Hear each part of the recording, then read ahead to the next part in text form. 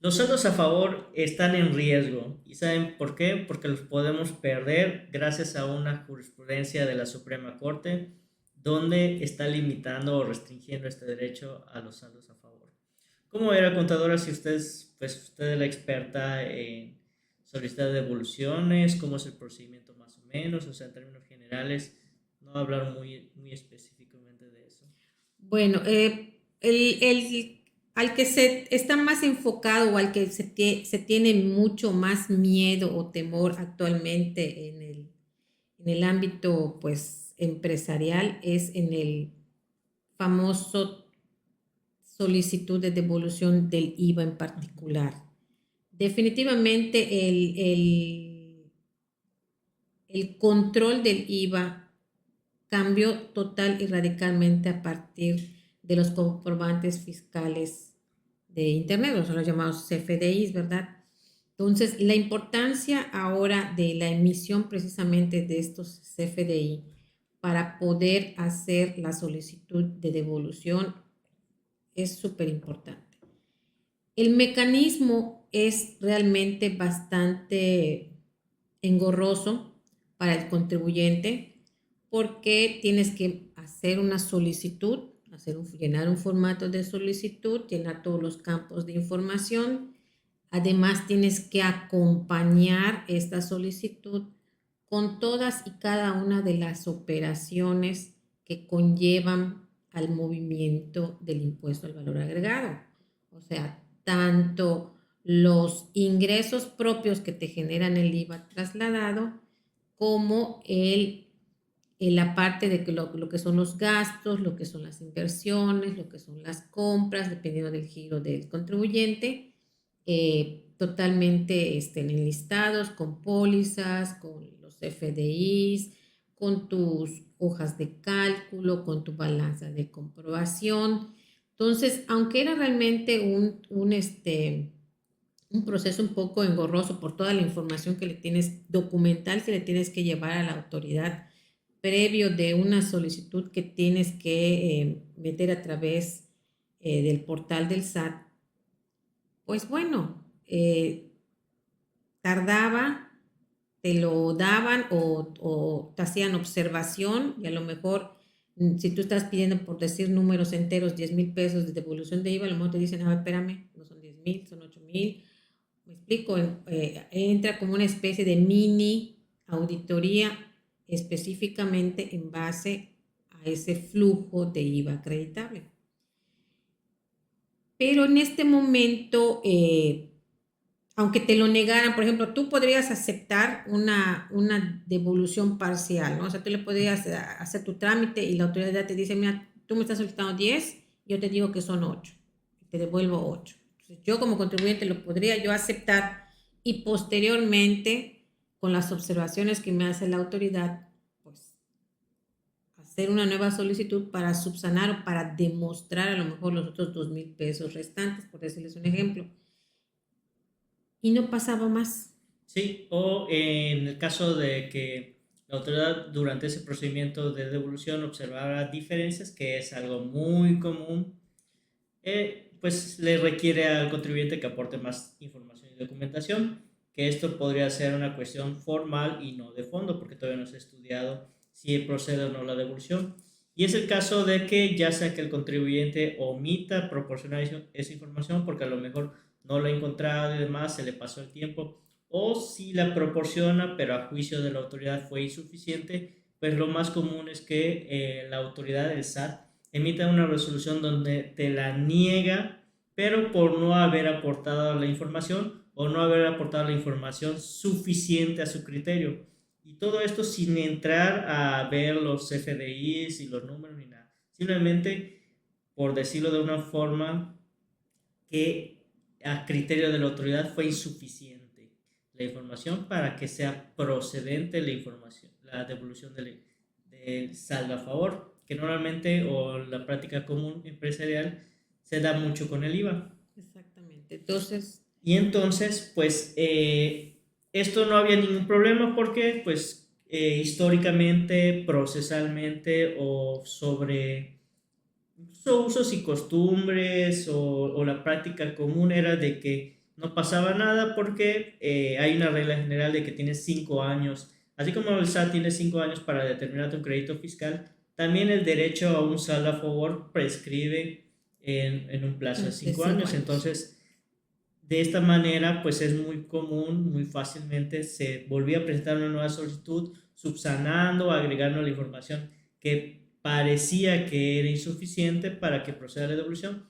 Y entonces el SAT tendría que haber emitido una segunda o tercera resolución donde te diga si procede o no procede. Esto era lo común. Sin embargo, hace unas semanas se resolvió por las, bueno, desde el 4 de diciembre de 2024 la Suprema Corte resolvió la contradicción de tesis 191-2024 y hace pocas semanas ya se agregó al seminario judicial esta jurisprudencia en donde se establece que la solicitud de devolución de saldo a favor, si es que es negada por una cuestión formal y el contribuyente no le impugna, éste no puede realizar o presentar una nueva solicitud. ¿Qué quiere decir?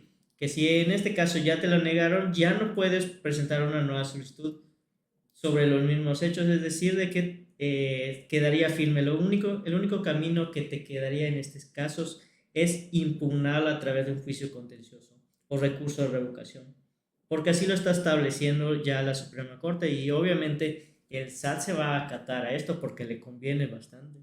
Así es, porque como bien dice Adilán, la autoridad, sin revisar extenuantemente la información que se le manda, que manda el contribuyente, puede decir, me faltan, por ejemplo, los estados de cuenta, ¿no? O no me los mandases completos o lo que se le ocurriera a la autoridad. Entonces, eso alarga el proceso y si al fin y al cabo él dice a su juicio, aquí estamos hablando del criterio de la autoridad, del criterio del auditor que va a entablar la revisión del contribuyente. Entonces aquí hay mucha, a mi punto de vista, subjetividad. Y si por esto ellos llegaran a determinar, pues no, por no tener los suficientes elementos, aunque tú les hayas entregado estados de cuentas, pólizas contables, balanzas de comprobación, estados financieros, obviamente las pólizas con sus CFDI respectivos, y ellos hacen alguna análisis y que para ellos dicen, no, pues es que no me satisface esta información, no puedo determinar si este IVA acreditable es procedente y determinan un oficio en el que planteen este hecho, el rechazo porque no me dice la información suficiente. Entonces, Y de hecho, sí pasa que te solicitan información que incluso no tiene nada que ver con la operación o el saldo a favor que estás solicitando. Por ejemplo, el caso de IVA, que te soliciten el estado de cuenta o la procedencia de cierto préstamo, por ejemplo.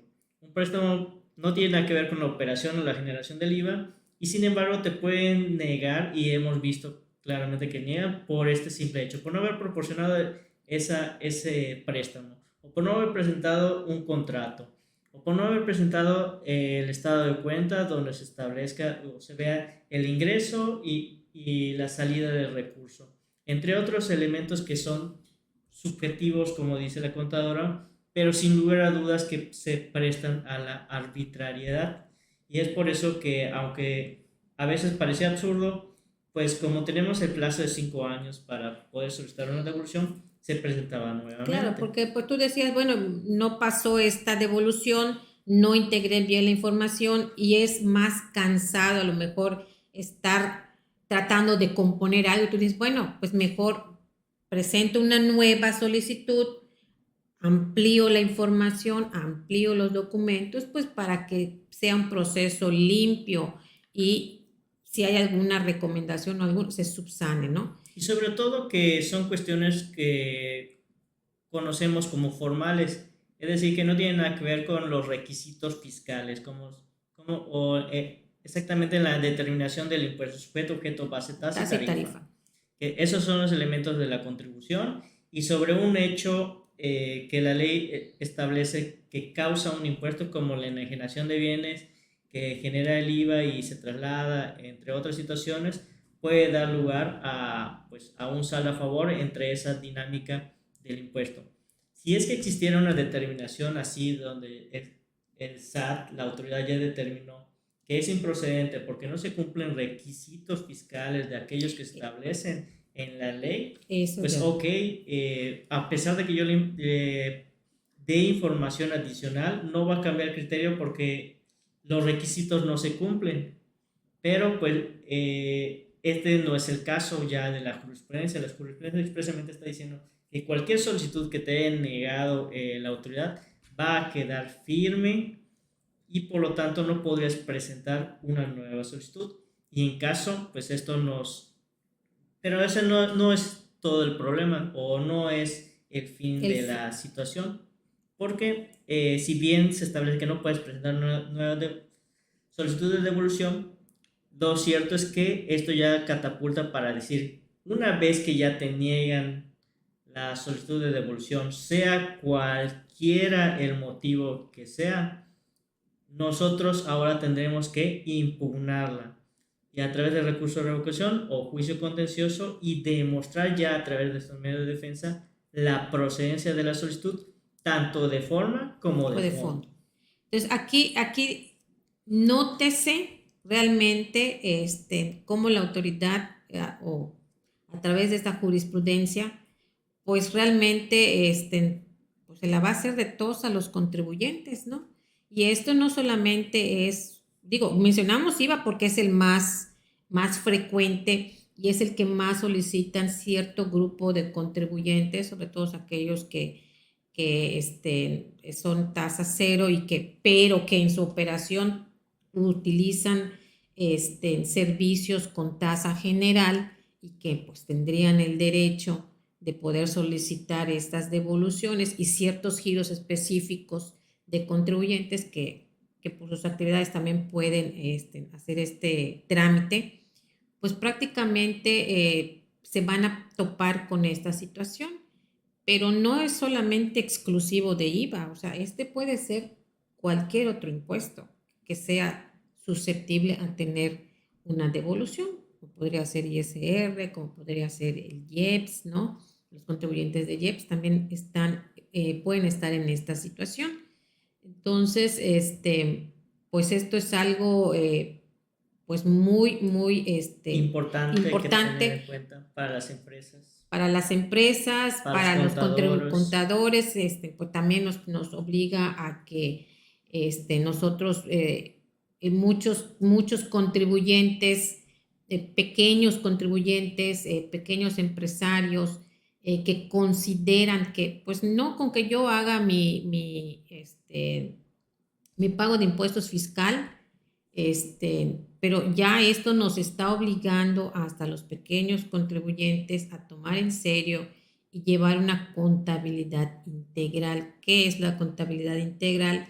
Es tener un sistema de contabilidad en el cual se registren sus operaciones, se genere la póliza, toda la información financiera adicional a la fiscal, porque en un momento dado para una revisión o para una solicitud de devolución de algún tipo de impuesto, pues es parte de la información que nos va a pedir la autoridad, aunque diga que el régimen del contribuyente no lo necesita o está exento de tenerla, como es en el caso, por ejemplo, de las personas de reciclo, ¿no? Las personas de reciclo, que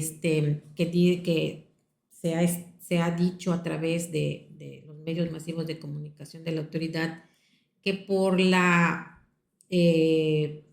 facilidad administrativa que tienen están exentos de la contabilidad electrónica, que están exentos de la DIOT, que están exentos de ciertas declaraciones informativas, pero que si llegaran a estar en este supuesto por su giro y quisieran, o hasta este momento no han tenido problema para el tema de las devoluciones de impuestos, pues en un futuro lo van a tener. Y si se tiene que llegar ahorita a tener un recurso legal, como puede ser el de revocación o el administrativo contencioso, pues obviamente esta es una herramienta que van a necesitar legalmente proporcionarle a la autoridad. Entonces, sí es de cuidado para los contribuyentes tener esta información y pues bueno, hay que tener cuidado, ¿no? De sobre todo solicitar tus comprobantes, chequear que tengan los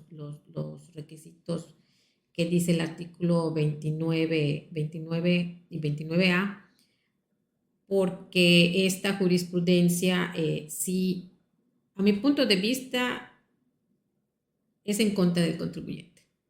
Sí, a mí como abogado, desde mi punto de vista como abogado, esta jurisprudencia está mal redactada y mal Enfocada, ¿no? enfocada, la perspectiva está mal, porque se establece que esencialmente que cuando la autoridad ya emitió una determinación, que es el caso de que te nieguen la devolución por una cuestión formal, según solo puede variar a través de una resolución judicial o administrativa.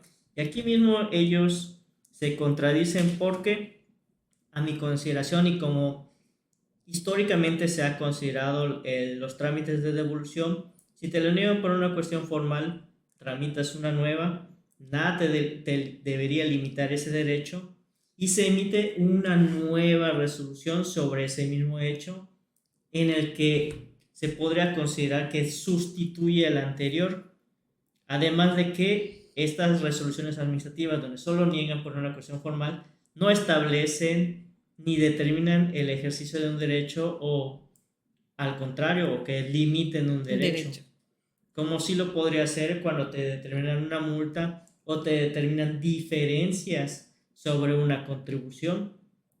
Entonces, por eso me parece que legalmente está mal esta jurisprudencia, porque va incluso en contra de las cuestiones procesales legales, es decir, hay cuestiones que o elementos de una resolución o de un contrato, de un acto o hecho jurídico que pueden ser formales y otras cuestiones que son de fondo, sustantivas.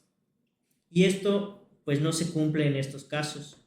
Por eso es que mi opinión sobre esta jurisprudencia 2A, diagonal J 32-2025, emitida por la segunda sala con número de registro digital 2030-763, que se lo vamos a dejar al final de este video o en la descripción del video, me parece indebida. Y eso que es emitida por la Suprema Corte, los que se supone que deberían de determinar las situaciones legales de la manera más correcta, imparcialmente, pero que evidentemente se está haciendo con fines recaudatorios. Aquí la inclinación está clara, o sea, la inclinación es a favor de la recaudación y en contra del contribuyente. Así, sinceramente, también yo así lo veo. Y aquí, pues lo único que nos queda como contribuyentes, ¿verdad? Es pues tener cuidado en el manejo de nuestra información y pues bueno, tener en cuenta que podemos llegar en el caso de una negativa a tener que utilizar la defensoría de tus derechos. Entonces, eh, aquí pues esto también es subjetivo por cada contribuyente, el que lo quiera realizar, lo realizará y el que quiera no realizarlo igualmente. Pero siento que aquí, aún que esta jurisprudencia es en contra del contribuyente, hay elementos en la ley que hoy por hoy se pueden usar y como siempre he dicho, conocer la ley nos hace también aprovechar los beneficios que tenemos.